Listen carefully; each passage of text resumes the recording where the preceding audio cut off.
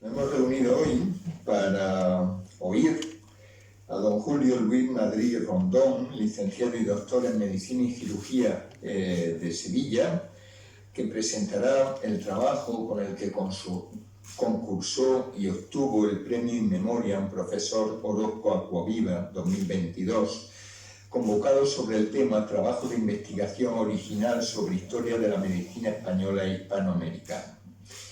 El trabajo tenía el título Las cartas médico-marítimas del doctor José de Rostarbe y Bucet, escritas desde la fragata La Blanca durante la Guerra del Pacífico. La Guerra del Pacífico, probablemente nuestro ponente hoy nos ilustre al respecto, es una de las etapas de la historia española menos conocida o al menos menos publicitada. Uno nunca sabe por qué, posiblemente porque coincidió con el declive del reinado de Isabel II y la entrada de la Primera República, que lógicamente tuvieron una repercusión mucho mayor, pero revela en definitiva un poco lo que le ha ocurrido a algunas de las grandes potencias en su declive también, ¿no? Que mantienen el orgullo incluso varias décadas después de haber perdido las colonias o haberse independizado los países de Sudamérica. Bueno, no es bueno que el alguacilillo le quite el puesto al primer espada, de tal modo que le doy la palabra a don Julio Luis Madrid Rondón para que nos exponga su trabajo.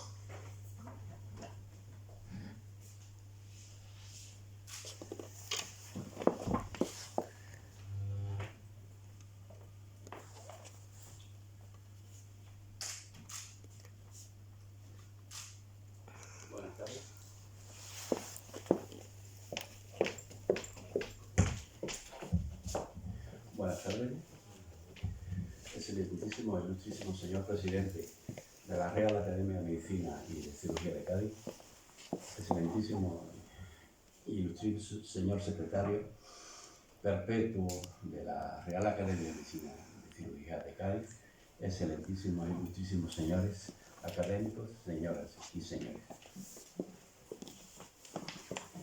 Primeramente, quiero agradecer a los ilustres señores académicos que optaron por mi trabajo para el premio In Memoriam por el profesor del profesor don Antonio Orozco Aquaviva. La concesión del premio me ha devuelto a mis años de estudiante.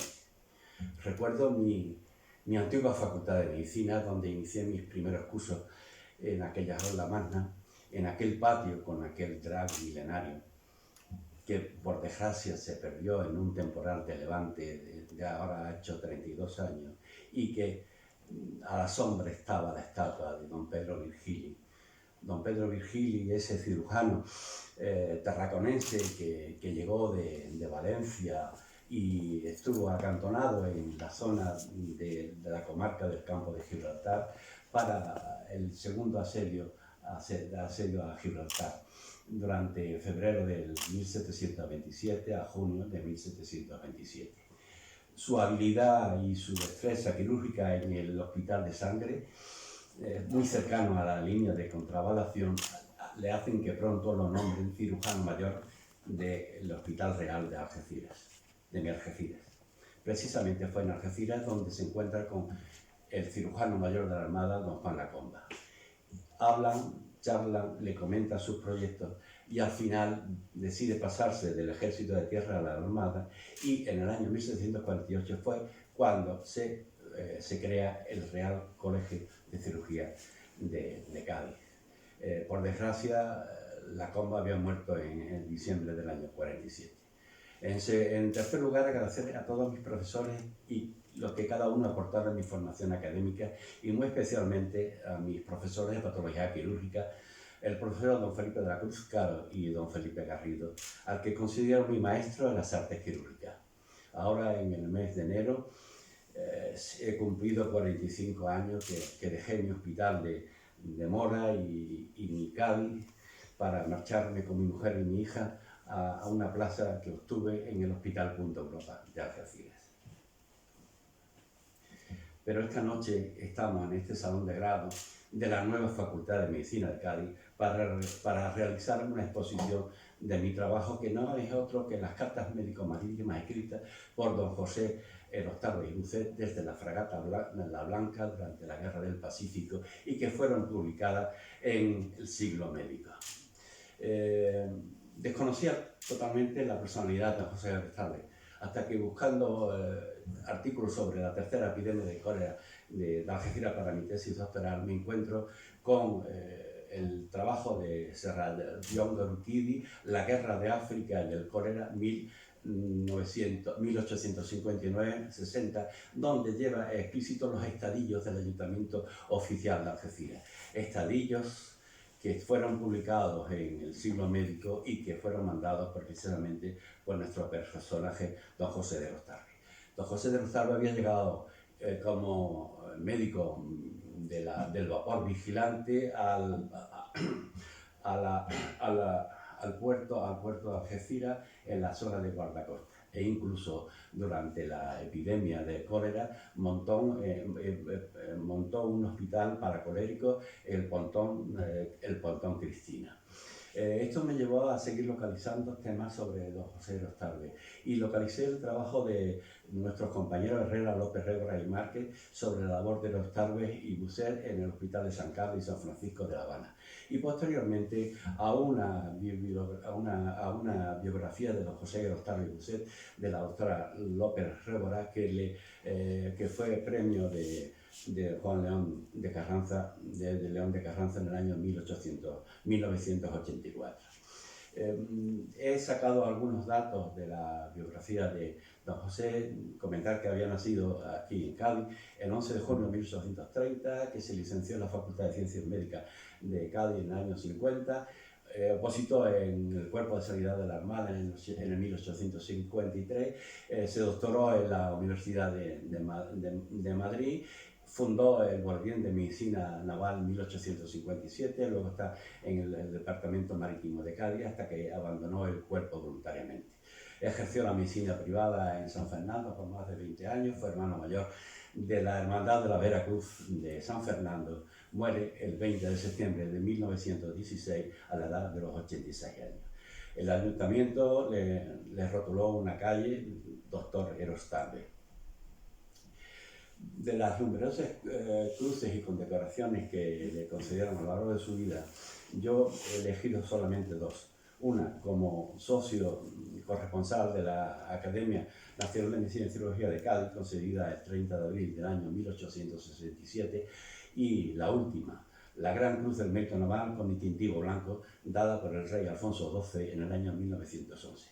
Hay una anécdota bastante curiosa, que cuando el general de Marina, el general Pidal, le llevaba el Real Decreto para que lo firmara Alfonso XII, parece que incluso hasta se molestó, ¿no? Y le comentó: y un señor que tanto vale, ¿cómo es que no se ha corrido a hacerle esta concesión antes y no esperar a que esté ya en su ancianidad? El otro elemento es la fragata blanca, es un barco de hélice de casco de madera, propulsión mixta, vapor y vela, que se fue construido en los astilleros de Esteiro en el Ferrol. Artillado con 38 cañones y tripulada por 408 hombres. En el año 1864, una real orden dada por el gobierno de España, de la reina Isabel II, para que se incorpore a la escuadra del Pacífico. En aquel momento, el capitán estaba al mando, Juan Bautista Topete. Y como dice don José Erostarbe a lo largo de sus escritos, 2 años, 3 meses y 21 días que duró toda esta travesía. El tercer elemento es el Siglo Médico. El Siglo Médico fue un periódico que aparece en España entre el 1854 y 1836, fusión del Boletín de Medicina, Cirugía y Farmacia y la Gaceta Médica. Era una publicación semanal de 54 volúmenes cada año, en un principio escrito a 3 columnas y posteriormente escrito solamente a 2 columnas. Tuvimos que revisar más de 124 volúmenes para localizar las 24 cartas médico-marítimas. Pero ¿cómo empezó todo esto? todo esto durante el reinado de Fernando VII habíamos perdido todas las colonias de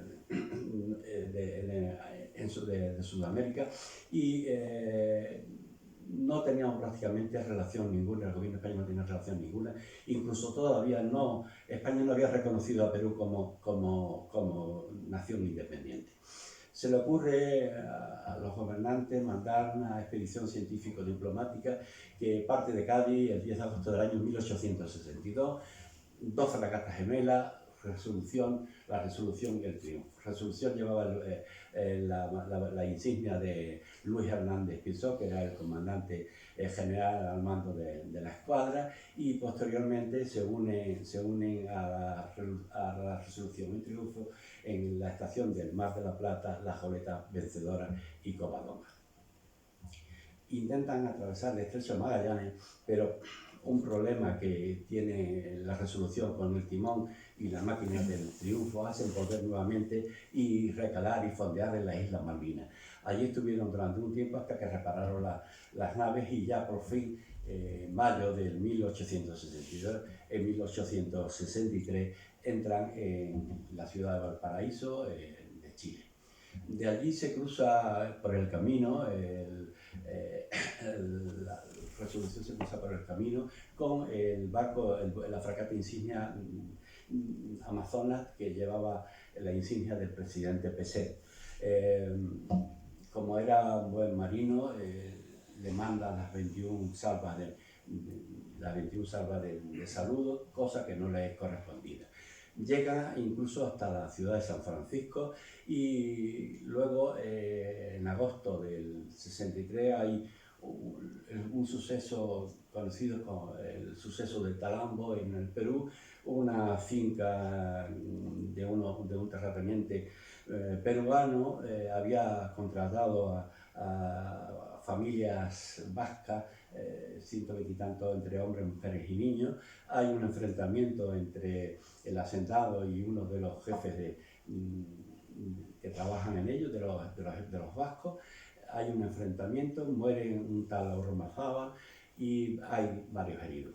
Al enterarse, Luis Hernández Pinzón regresa inmediatamente hacia la zona del Callao y fondea en la isla Chincha, y ocupa la isla Chincha a partir del 14 de abril de 1864. Parece que fue la causa de toda esta guerra. Deja el mando Luis Hernández Pinzón y fue reemplazado por José Manuel Pareja. Al mismo tiempo, el gobierno de España intenta reforzar la escuadra con nuevos barcos, la Blanca, la Berenguela y la Villa de Madrid. Un suceso trágico, el del 28 de noviembre de 1864, cuando la fragata Triunfo sale ardiendo. Uno de los marinos llevaba una lata de aguarrá con un farol, se cae, tropieza y el barco se pierde en ese momento.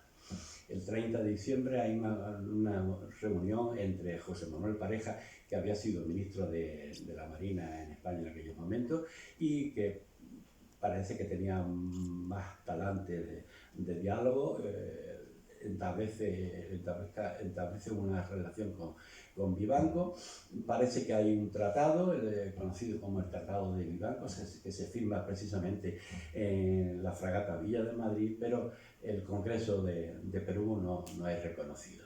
No es reconocido y con lo cual, al final, pues, esa firma del tratado pues, no se lleva a efecto. El 5 de febrero, el propio Pareja autoriza a 150 marineros de la resolución a que bajen al puerto del Callao. Hay una serie de insultos y de refriegas y en esta refriega muere el cabo Esteban Pradera. El propio Pareja solicita al gobierno peruano que se indague el tema de lo que había pasado en el puerto del Callao y solicita una indemnización para la viuda. En aquellos momentos España había recibido el acorazado Numancia y lo manda, el gobierno español lo manda a reforzar la escuadra del Pacífico. El gobierno de Chile se niega a abastecer carbón a la flota española. En el 24 de septiembre, Pareja bloquea toda la costa chilena. El 25, Chile declara la guerra a España. El 26 de noviembre, la batalla del Papudo, España pierde la Covadonga a manos de la fragata Esmeralda chilena. Él piensa que también había perdido la vencedora, y todo esto al conocimiento Pareja le entra una verdadera un sopor y se siente totalmente vejatorio, una humillación grande, y este hombre lo que al final se suicida en el camarote de la Villa de Madrid. La escuadra pasa al mando a Castro Méndez Núñez y se reúne en Valparaíso el 28 de abril de 1865. Durante el año 1866, en el 14 de enero, Perú declara la guerra a España y se une con Chile. El 7 de febrero es la famosa batalla de Aptao. El 31 de marzo, bombardeo Valparaíso, y el 2 de mayo, el combate del Callao. Este comentario lo he sacado precisamente del Siglo Médico y dice así: a bordo de la fragata La Blanca, nuestro ilustrado corresponsal, para darnos cuenta de todos los sucesos médico-marítimos que ocurren en aquellos remotos mares. Describe como geógrafo, naturalista y médico los diversos países que recorre. Examina hospitales, facultades, museos, escuelas. El señor Elostarbe nos favorece doquiera que se encuentra, y siempre respirarán en ella una sólida instrucción, una erudición poco común, un amor a la ciencia, un envidiable espíritu de observación, un juicio muy sólido y una recomendable rectitud de mira.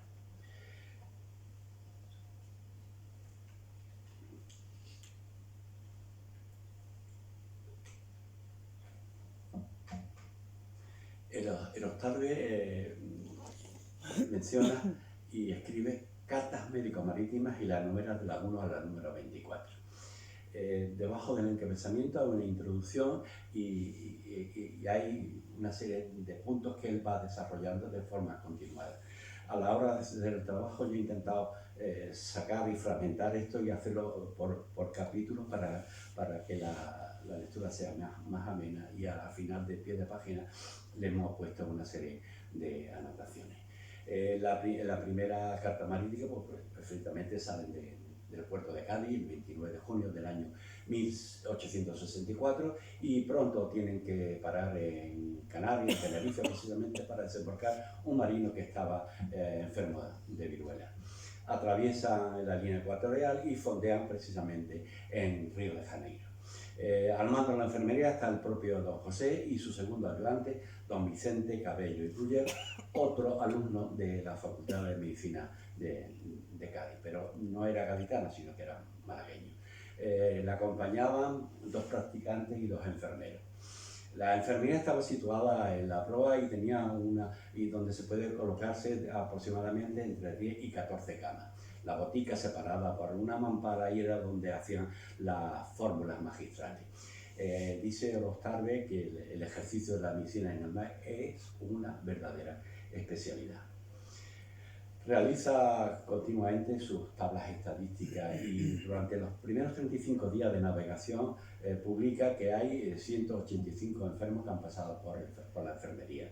Entre ellos la estomatitis, 23 casos, las apurras gástricas, 17, las anginas, 12, heridas, 14, contusiones, 11, diviesos, 10, la sífilis, 18 casos, y va notando que los cambios atmosféricos repentinos y la supresión de transpiración ocasionaron, sobre todo en los marinos, los catarros, las oftalmías y las fiebres catarrales, posiblemente porque la ropa no era la idónea para aquellas latitudes. En la segunda carta, una vez que recalan en Río de Janeiro, le gusta ver las escuelas de medicina, tratar con los compañeros médicos, hablan de los hospitales, cómo es el cuerpo de sanidad, los manicomios, el museo, la biblioteca y sobre todo el Instituto Imperial de los Niños Ciegos. Y comenta que ya los niños ciegos allí en Río de Janeiro se les estaba enseñando el abecedario braille. durante la tercera carta médico-marítima de Río de Janeiro tuvieron que pasar a Montevideo. El traslado son 10 días de navegación. Vuelve a hacer su estadística y comenta que fueron 75 casos los que pasaron por la enfermería, sobre todo los catarros, la estomacitis y la sífilis. Describe nuevamente todo lo que ve en Montevideo, les relata cómo es la medicina en Montevideo, el Hospital de la Caridad, al mando de las Hijas de la Caridad, el asilo de dementes, la biblioteca, el museo, y nos relata algo sobre el mate, una planta que se da mucho en la orilla del río Paraguay y que él la llama Ilex paraguayensis, que se toma como una infusión típica de estas latitudes.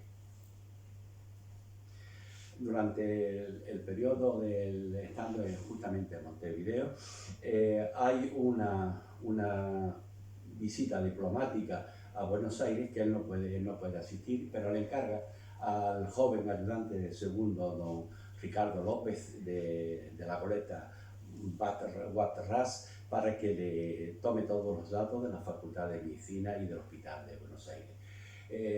Relata un eclipse de sol y hay un caso desgraciado. Precisamente el Mariano Basul se encuentra en la cruceta del Palo del Trinquete, cae desplomado a cubierta y su cabeza choca precisamente con la cureña y sobre la cabeza sobre la cureña de un cañón y quedó prácticamente muerto. Rostave comenta: acudí inmediatamente a cubierta, pero eran inútiles, mis socorros habían dejado de existir. La quinta carta médico-marítima recorre todo el estrecho de Magallanes y nos relata prácticamente punto por punto todas las islas que van parando, donde van parando las fragatas. Llegan precisamente al Pacífico y justamente se reúnen en la bahía de Pisco, frente a las islas Chincha. Allí se reúnen con la resolución Berenguela, Vencedora, Covadonga y la Villa de Madrid. Vuelve a hacer su estadística y comenta que son 152 los enfermos que ha tenido que atender, entre ellos los catarros, las erupciones y las aburras gástricas.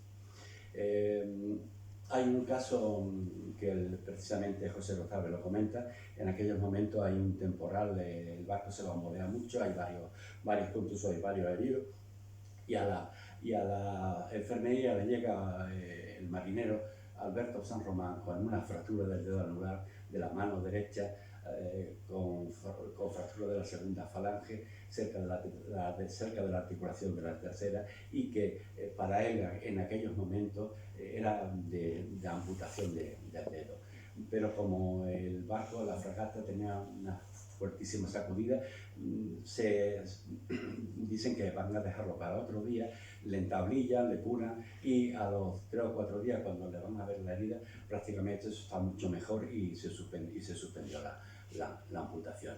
En la sexta carta médico-marítima visita las islas Chincha, son las islas del Guano, que ya había sido analizado esta sustancia del guano, y el guano se produce en estas 3 islas, la del norte, medio y la del sur, como consecuencia de la cantidad de aves, de las defecaciones de las aves, y sobre todo porque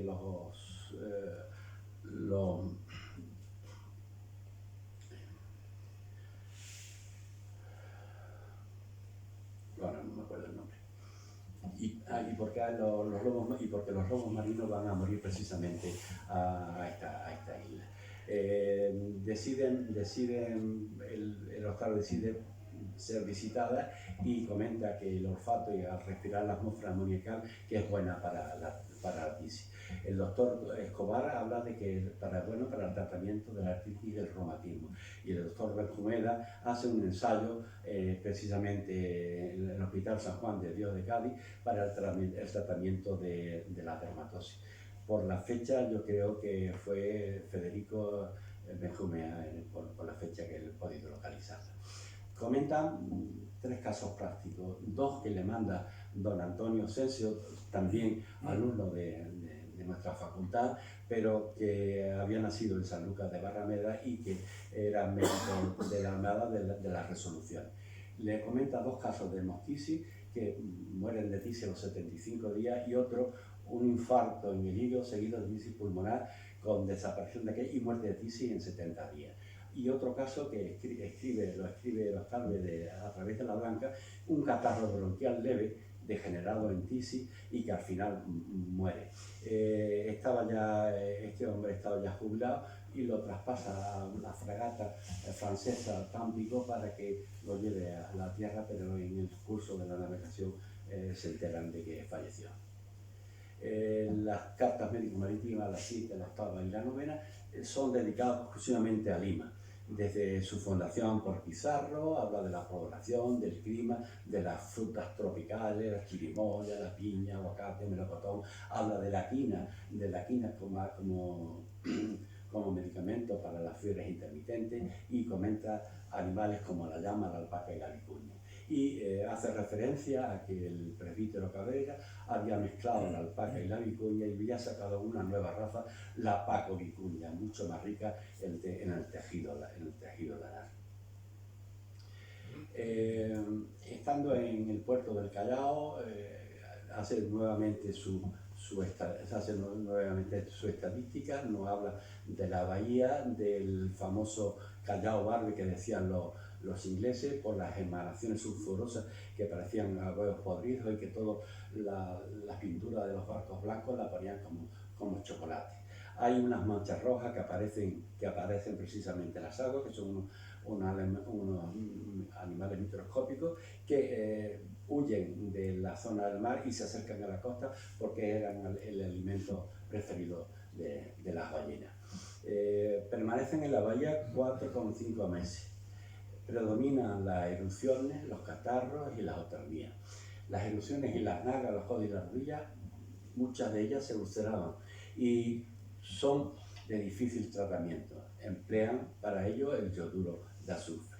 Le hacen una mención en este capítulo a la Numancia porque había sido el primer blindado en atravesar el estrecho de Magallanes. Del Callao parten hacia Ecuador, hacia Guayaquil, y fondean en la isla Puná. Vuelve a hacer su estadística, en esta travesía 54 son los enfermos, y vuelve a hacer las erupciones y las úlceras varias, las enfermedades que más abundan en estos momentos. Fondean en la isla Puná, llegan a Guayaquil, nos describe todos los hospitales y cómo es la enseñanza de la medicina en Guayaquil. Hablan de la Sociedad Médico de Guayas y hacen una excursión hasta el curso de todo el río Babahoyo, hasta los pueblos conocidos por Bodegas y Caracol.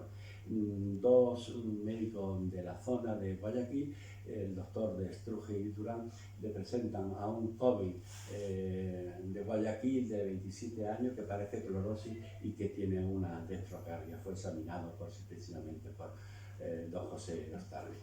El doctor evangelista, que lo acompañó justamente hasta los pueblos de Bodegas y Caracol, intentan localizar una cabeza reducida de tamaño para donársela al comandante, y una pequeña de vasija de barro con curare se la preparada por los indios jíbaros para regalársela a don José Octavio. De regreso visualizan el Chimborazo con toda la cúspide completamente blanca. De Guayaquil pasan al Callao, pero hacen una escala en la bahía de Paita. Vuelven nuevamente a hacer su estadística, 66 son los enfermos que han tenido que tratar, y vuelven a las erupciones diversas y las úlceras diversas. Del Callao pasan al puerto de Caldera, vuelven a realizar nuevas estadísticas, hay un bloqueo, hay comenta que hay un eclipse y comenta que hay un eclipse de luna, lo tiene descrito en sus cartas. Y nos hace una observación de un marino conocido con el nombre de Mariano Torres, natural de Ibiza, de 23 años, que se presentó en la enfermería con un ligero eczema simple en el codo izquierdo. Al principio no le dan importancia, pero se pica, se rasca, aparecen vesículas, esto se infecta hasta que la glándula de la axila izquierda está completamente infartada y habla ya de un eczema rugum. Se le hincha el brazo, tiene calor, se declara una angioleucitis y tiene precisamente que drenar la axila. El 20 de agosto le produce la dilatación del tumor y el 24 de agosto dice la úlcera era ya muy extensa y la gangrena había invadido con rapidez notable todo el tejido celular de la región, destruyendo en términos de verse perfectamente disecados los músculos y observarse los vasos aislados con sus vainas vasculares. Al día siguiente vuelven a curarlo, se presenta una hemorragia altamente alarmante que posiblemente prevenía de alguna de las ramas de la axila y con percloruro de hierro parece que se taponó la herida. Llegó hasta el punto de que el pobre hombre le administraron el viático. Empiezan a seguir con las curas se fue detergiendo, ponen fromentos, ponen untura de pomada de yoduro de azufre, utilizan los emolientes y los anodinos, los antipútricos, el cloruro sódico y el licor de la barraque y al final ponen una pasta de carbón vegetal, con quina, con alcanfor, finamente pulverizada, con cloruro de cal y miel depurada. Todo esto le llevó a la curación del enfermo. En las cartas médico-marítimas número 13 hay una epidemia en Valparaíso, en la Villa de Madrid está bloqueando Valparaíso, y hay una epidemia de viruela que la sufrieron los marinos de Villa de Madrid. Don Antonio Sensi Romero le escribe a don José Westerbe de las medidas que están tomando, medidas preventivas y la revacunación. No tienen vacuna y precisamente con una fragata francesa que se encuentra cercano a ellos son los que le proporcionan la vacuna. Habían capturado una Amperiparca carabina y allí manda al segundo médico, a don José Mora, para que cuide de unas 70 camas al cargo de un hospital provisional. En la playa del Valparaíso hay una serie de tiroteos y sufre la corbeta vencedora sufre una serie de heridos, sobre todo don Francisco Suárez Maldonado de Granada, que muere instantáneamente por una herida en la cabeza. El tiro le entró por el seno frontal izquierdo y salida por la fosa occipital derecha. Y el segundo herido, una herida en la región posterior superior de la escápula derecha, quedando la bala alojada en la parte intercapular del lado izquierdo, y nos comenta que fueron muy dificultosas las curas, y incluso tuvo que emplear la máquina eléctrica de hecho para estimulación a la musculatura. El 2 de diciembre del año 1877, la goleta Covadonga es apresada por la Armada, hay 4 muertos y 14 heridos, y a continuación el suicidio de pareja. El brigadier Carlos Méndez Núñez manda a la reunión de todas las cuadras y hacen una visita a la isla de Chiloé, tocando de refilón la isla de Juan Fernández, aquella isla del marinero Selric. Lo conocemos a través de la novela de Robinson Crusoe escrita por Daniel Defoe. Visitan la isla Guaiteca, el Puerto Ló, el Golfo de Corcovado, Puerto Oscuro, el Golfo Ancú y el combate de Actao. Entre la península y la isla de Actao en ese estrecho estaba el enemigo, 6 barcos que se sitúan en herradura, y frente a ellos estaban la fragata Blanca y la Villa de Madrid. hay un intercambio de cañonazos. La Blanca dice que sufrió 2 heridos que se curaron pronto, y don Antonio Sensio de la Villa Madrid comenta que la región fueron 10 heridos. Por parte enemiga, varios muertos y muchos heridos. Al día siguiente regresaron a Valparaíso.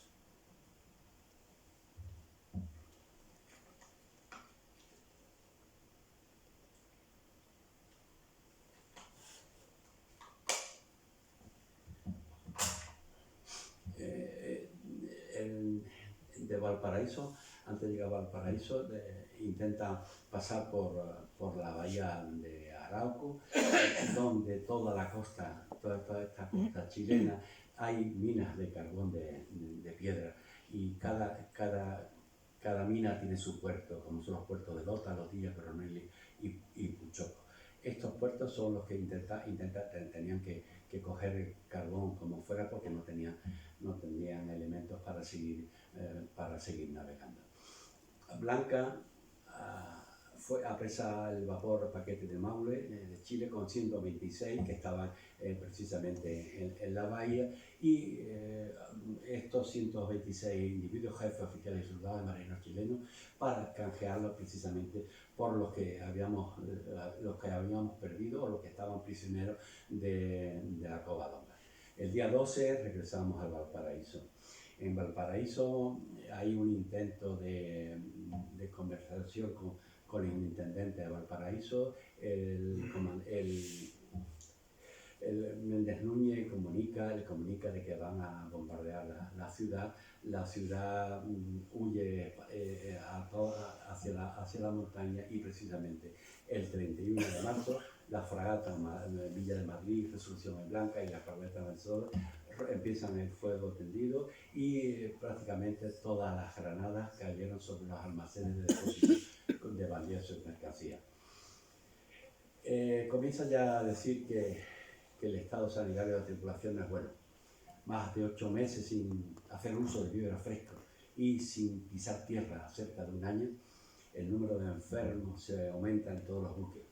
Padecimientos del vientre y del pecho que junto a la piel exigen medicamentos enérgicos sin buenos resultados. Partimos hacia el puerto del Callao. El puerto del Callao es el puerto, diríamos, el puerto natural de la capital de Lima, donde hay una serie de fortalezas, y la flota española se divide en varias sesiones.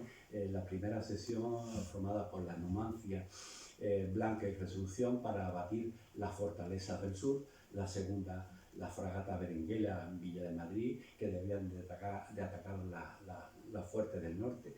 Y la tercera, que la formaban la Almanza y la corbeta Vencedora, que tenían que batir a los buques que estaban refugiados y parte de la ciudad. Esta es las divisiones, y con el nombre del médico, del primer médico y del segundo, que no vamos a hacer alusiones, pero sí voy a leer lo siguiente. Lea usted el parte de nuestro valiente brigadier Méndez Núñez, y él, con toda verdad, dice lo ocurrido. Nuestras pérdidas, que consisten en unos 50 muertos y sobre todo 100 heridos y contusos, son insignificantes comparados con lo que muchos que hemos hecho de enemigo. Esto, unido a dejar a los 2 principales puertos del Pacífico, Alcalá y Valparaíso, reducidos a escombros, creo que es un castigo más que suficiente, un castigo más que suficiente al orgullo chileno y peruano.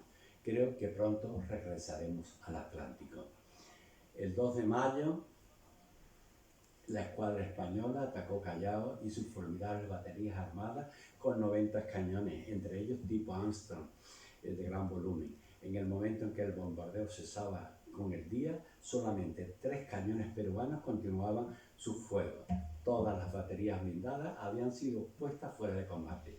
La escuadra victoriosa cesó entonces el fuego al grito de ¡Viva la Reina! Don Antonio Sensio le escribe una carta que es bastante interesante, porque le comenta a don José que la misión del médico es la de prevenir o curar las enfermedades que afligen a sus semejantes. Lo es más aún cuando tiene lugar en un buque de guerra. Al toque de zafarrancho general de combate o de general o a la cuerda, se presenta en su puesto con su compañero, si le tiene, practicantes y enfermeros listos, el arsenal quirúrgico y dispuestos a sufrir las consecuencias del combate. Estas son las bajas la estadística de las bajas de la batalla del Callao. En total fueron 42 muertos, 82 heridos y 70 contusos. Dentro de la batalla, el brigadier Méndez Núñez sufrió la herida, como se puede ver en esta pintura de Antonio Muñoz de Grey, que cae desmayado en brazos de Antequera y de Miguel Lobo. La Blanca sufrió 8 muertos, 2 heridos y 9 contusos. Dentro de los cuales, dentro de los heridos, fue también Juan Bautista Topete. La Resolución, 3 muertos, 2 heridos, 9 contusos. Berenguela, 10 muertos, 16 heridos y 11 contusos. El Villa de Madrid, el comentario de don Antonio Asensio dice: un proyectil entró en la batería por la Murga de Obor y cogió de pleno a la dotación de los camiones 11 y 12, dejando 12 muertos y 23 heridos. En su tripulación, destrozados completamente los primeros, separados la cabeza del tronco en algunos, como aconteció al desgraciado guardia marina don Enrique Godínez, ya curado de las heridas que recibió adaptado. Don Enrique Godínez era de Puente Genil. Escribe también la amputación del marinero Francisco Perle, que había entrado con la pierna izquierda fracturada y colgando completamente como un colgajo. Se realizó la amputación según la técnica circular del dorso y falleció prácticamente a la media hora después de ser operado.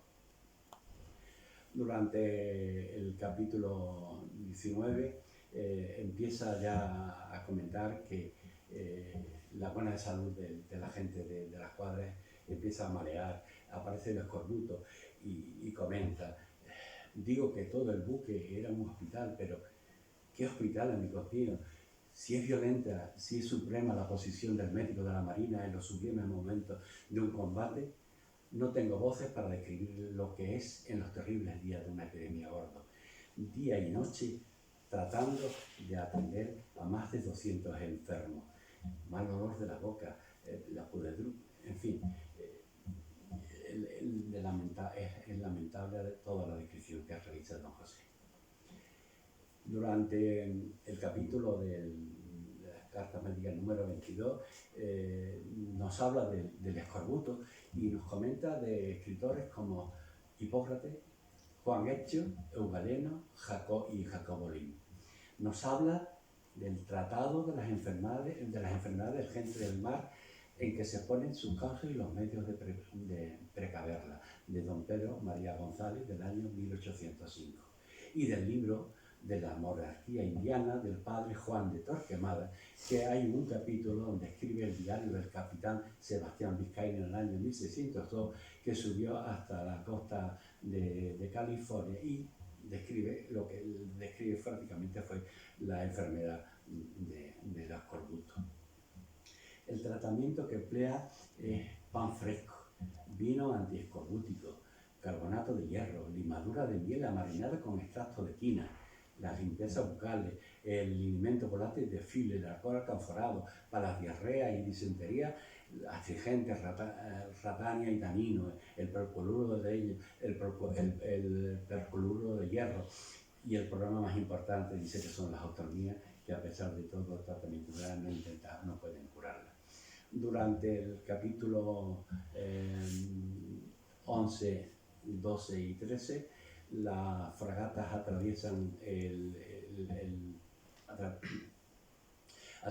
el Cabo de Hornos y por fin llegan al puerto de Río de Janeiro, donde gran parte de los enfermos son atendidos en tierra.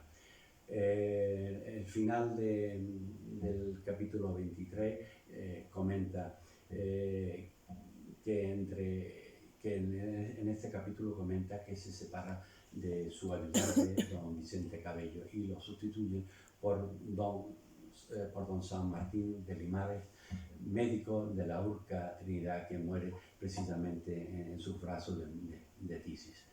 Las cartas médico-marítimas del 24, resumen general de las enfermedades asistidas a bordo durante la campaña, y por fin llega la fragata fin a estas cartas, dando las gracias al señor director del siglo médico, se despide de la fragata con gran emoción en Ferrol, 28 de octubre de 1866. Este es el resumen de todas las enfermedades, que nos hace un extracto de toda la campaña del Pacífico, y con esto pues, doy las gracias por vuestra atención. Muchísimas gracias.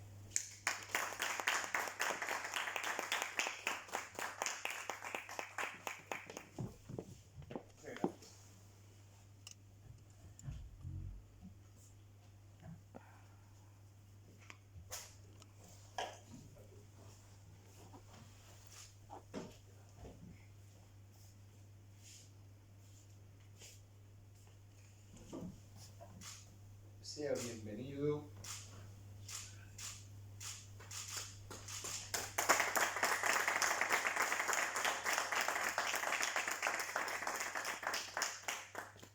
Siéntese con nosotros, por favor.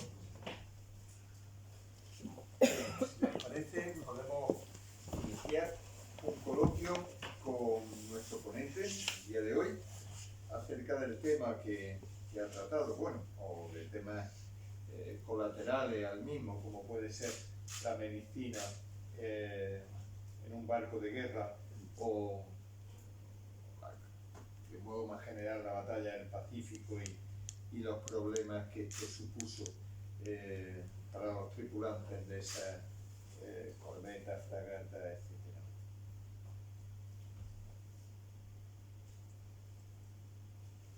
Bueno, yo ya les felicitaba a los conferenciantes. Como médico de la Armada, que he sido, todo lo que decía el doctor Erostarbe sobre la soledad del médico en un buque de guerra, duró muchos años más, no solamente fue el siglo XIX. Hasta que no se empezaron ya a utilizar los medios de telemedicina, lo que es la posible consulta con los especialistas, porque claro, el médico del buque no sabe todo de todo, o sea, sabe lo básico. Y hasta que no empieza la telemedicina, no empieza a ser un poco más, a perder un poco la soledad y la ansiedad de lo que se puede presentar. O sea, que todo lo que usted ha estado comentando duró muchos más años que el siglo XIX. O sea, yo que he estado embarcado lo justo, porque yo soy un médico de la Armada que me mareó mucho y la verdad que no fui voluntario para embarcar más allá de lo que el cuerpo me pedía, pero hay que estar en el sitio del médico de la Armada para que cuando se presentan muchas cosas, darle la solución oportuna. Y yo estoy pensando sobre todo en los compañeros del Cano, porque ahora el Cano lleva anestesista, lleva cirujano, o sea, ahora lleva un equipo médico, pero yo recuerdo lo que me comentaban mis compañeros de San Carlos cuando iban solos e iban muy solos, porque además el Cano, sobre todo el Cano, hay una zona de la mar en donde estaba a oscuras desde el punto de vista de evacuaciones. O sea, el Cano tenía una franja marítima en donde no podía ser asistido ni desde América ni de Europa o África. O sea, no sé si me estoy explicando. O sea, había una zona de imposibilidad de evacuación y esa zona había que pasarla. Y rezando obviamente a la Virgen del Carmen, claro, que es una buena compañera.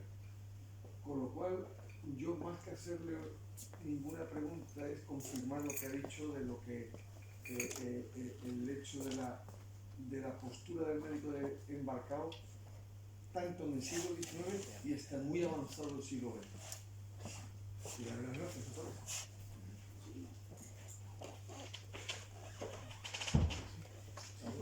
Felicitarles por la presentación preguntarle sobre si se conoce la mortalidad relacionada con la casuística del tema, ¿no? Porque me ha sorprendido gratamente, ¿no?, la magnífica evolución que tuvo el caso clínico que ha presentado, que realmente, pues yo pensaba que la evolución sería el éxito, ¿no? Pero en toda la casuística ahí, yo no sé qué mortalidad tendría, quizá, no sé si la sífilis era la que más mortalidad podría tener de toda la casuística o no, y cuál era con el tema de la sífilis, los barcos estaban fondeados, ¿no? Muchos de los maridos no bajaron a tierra. Los que llevaban ya la enfermedad es los que tenían. En cuanto al tema de la mortalidad,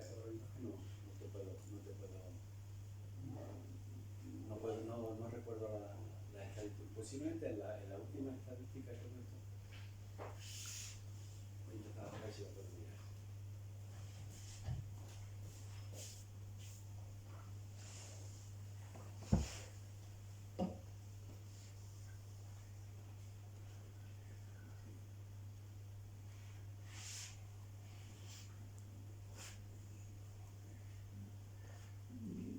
Dice números totales, atendidos 1868, bajas 1814, altas, 17, anterior, baja 1866, alta 1814, fallecidos 40 y quedan 29, pone en la estadística final que pone. Curioso en cualquier caso el escaso número de muertos por escorbuto después de tanto tiempo. Mueren bastantes, incluso en Río de Janeiro mueren bastante, ¿no? Lo que pasa es que, bueno, al no poder tocar los distintos puertos, pues no autorizan, No podían tratarse. no podían usarse. Y pasaron el Cabo de Horno, yo creo que en aquel momento Menéndez Núñez dividió la escuadra en dos. Unas se tiraron por el Cabo de Horno y otros se fueron por la zona de Filipinas, sobre todo la Berenguela. La Berenguela con Numancia llegaron hasta Filipinas. La Numancia regresó al puerto de Río de la Plata y la Berenguela atraviesa el canal de Suez. Por Soler. Perdón, Marc. No, yo es que me estaba dando cuenta de una cosa con respecto a los fallecidos, y es que ahí en el número ese no cuenta los heridos, o sea, los muertos por actos de guerra. Solamente cuenta los fallecidos en la enfermería, de la enfermería, que hayan pasado por la enfermería, pero los fallecidos por actos de guerra no los cuenta, porque te he escuchado antes que en una de las cartas describe 50 muertos en un acto de guerra. Ya hay más que lo que hay ahí. Y sobre todo en el Villa de Asensio le describe sobre todo a estos marinos que cayó en dos cañones, en la zona de dos cañones, en la número 11 y en la número 12, que murieron, bueno, decapitados, murieron muchísimo. Y luego, por lo que te he escuchado, sigue un esquema que luego se va a imponer más adelante en el siglo XIX con las topografías médicas, describiendo no solamente las enfermedades intrínsecas propias de la enfermería, sino también las circunstancias ambientales que hay alrededor y por eso la diferencia que hay en cada carta con respecto a la ruta de navegación. Entonces, eso es algo que viene de la época de Hipócrates, del Tratado sobre los Aires de Hipócrates, y luego se va a imponer en las topografías médicas desde la segunda mitad del siglo XIX. Sobre todo la ropa, aumenta mucho de la ropa y los cambios de clima. Catarro y la tisis, que estos cambios bruscos de clima son frecuentes en la travesía. Las topografías médicas ya están impuestas en 1831. Sí. El Sí. reglamento del 31. Primera mitad del siglo XIX. Sí. Que la llaman de otra manera. felicitarles por el trabajo. Y a mí me ha llamado especialmente la atención por los estadillos de estadísticas que llevaban. Quiero recordar que en el Manual para los Oficiales de la Armada Británica se habla de las estadísticas a partir de 1858 y es un tratado que luego es traducido al castellano en el que escribe Darwin la parte de geología. Hay una parte de estadística y otra parte de estadística médica que es una mera declaración de intenciones, cuando lo que veo aquí es una verdadera recogida de datos básicamente de enfermedades, de morbilidad, no de los heridos por combate, ¿no? Pero me ha llamado muchísimo la atención. Además es un estadillo que parece que era estandarizado, pero deberían de llevar todos los buques porque siempre es el mismo, ¿no? Siempre se repite el mismo. Verdaderamente me ha parecido, desde el punto de vista estadístico, de modernidad, ¿no? Porque Florence Nightingale habla de la recogida de información del ejército, pues pocos años antes que ocurra todo esto. Me parece en ese sentido, pues, un avance importante de la Armada Española de tener estadillos estadísticos para la recogida de enfermedades. Pero yo creo que además de los estadillos, yo creo que era el propio Roscaro que le gustaba hacerlas. Sí, le gustaría hacerlas, pero a mí me ha llamado la atención de que debía ser algo oficial cuando se repite siempre el mismo formato, ¿no? Debía de tenerlo de alguna manera, no sé si ha tenido oportunidad de verlo o no, si era un formato oficial de la Armada o me da la impresión de que sí, por lo tanto me parece bastante moderno en ese sentido. Pero antes de la guerra del Pacífico, pero tal vez estuvo en La Habana, porque ya don Carlos Marquet tiene publicado con Herrera un trabajo de la fiebre amarilla que se produce en los dos hospitales de La Habana y hace su estadística. En el 48, en el 1858, cuando está en el Lopar Vigilante, en el Fondadero de las Refires, vuelve a hacer a lo largo del año todas las estadísticas, todas las enfermedades, recoge todas las enfermedades de los marinos a lo largo de ese año y lo publica. Y le pide permiso a la reina para publicar dicho estadística. En internet se puede ver el estadio completo. Y otra cosa que me ha resultado curioso es que él cita, cuando empiezan a aparecer los casos de escorbuto, cita a Lin, pero sin embargo luego en los tratamientos no se ve en ningún momento que prescriba fruta o alimentos frescos, ¿no?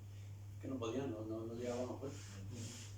Y tienen que utilizar lo que tenían. Lo que tenían, ¿eh? De hecho, preparando el trabajo yo me he encontrado una última carta donde hay una réplica por parte del jefe de la Armada francesa contra José Rosales diciéndole si está el líquido espacífico y si tiene la comida fresca. Veníamos de donde veníamos, no habíamos atacado ningún puerto durante bastante tiempo y la recrimina y hace su alegato de defensa contra el jefe de la Armada francesa. Y dice incluso yo que traduje el libro de Saurel de la medicina naval y se lo mismo y lo comenta que quiero esa última carta que le he localizado introducirla junto y vamos a mandarle esto hecho con una nota, Una pregunta. A ver, el motivo de la guerra al final fue la invasión de la isla donde había guano, ¿no? Y que era en aquel entonces la fuente principal de riqueza de Perú, ¿no? España usó eso.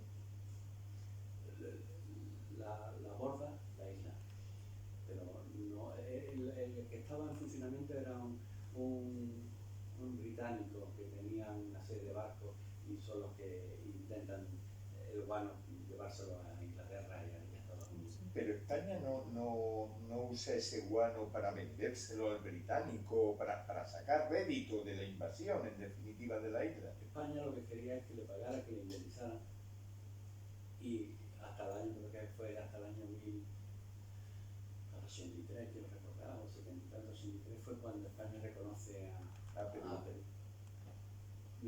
no lo había reconocido. A Bolivia, a Ecuador, A Chile. y a Chile sí la había reconocido.